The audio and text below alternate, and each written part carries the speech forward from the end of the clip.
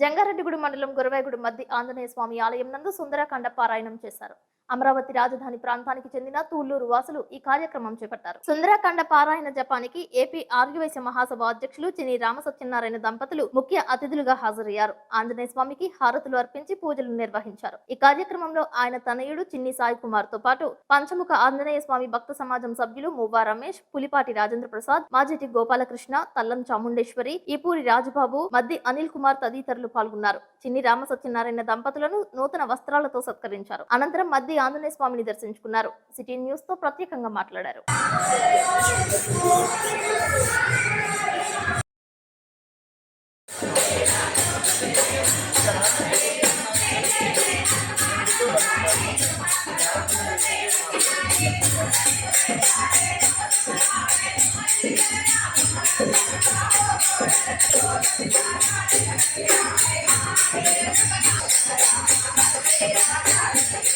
శ్రీ గురుభ్యో నమః. శ్రీమాత్రే నమః.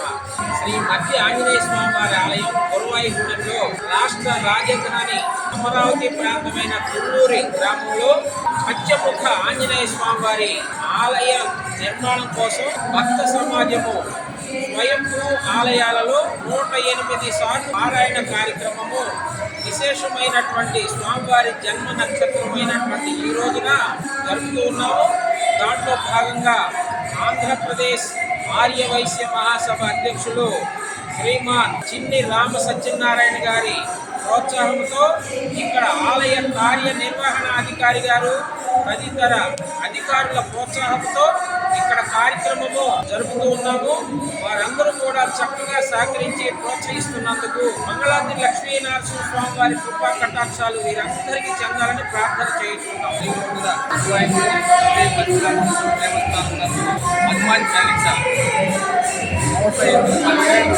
పండించడం జరుగుతుంది.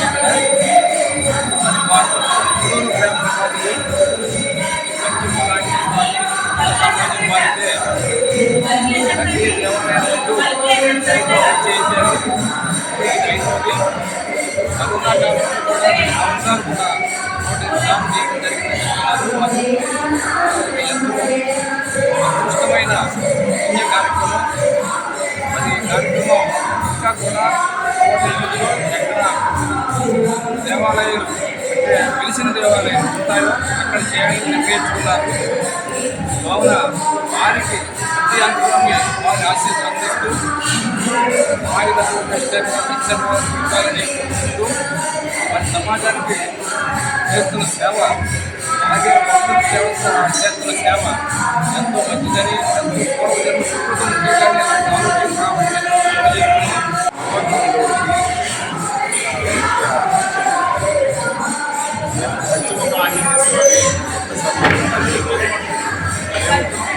కరోనా టైంలో కూడా 108 శనివారం మంగళవారం ఎవరైనా సరే స్వామివారి కార్యక్రమం తీసుకోవాలనుకుంటే ఎక్కడ కూడా ఎవరి దగ్గర కూడా రూపాయలు తీసుకోకుండా ఆ సమాజం వాళ్ళు అక్కడికి వచ్చి ఆ కార్యక్రమం పర్యాలు పూర్తి చేసి ఈ కార్యక్రమాన్ని 108 చోట్ల 108 సార్లు శనివారం మంగళవారం అలా సంవత్సరంలో ప్రతిరోజు కూడా అలా కార్యక్రమం పూర్తి చేశాము.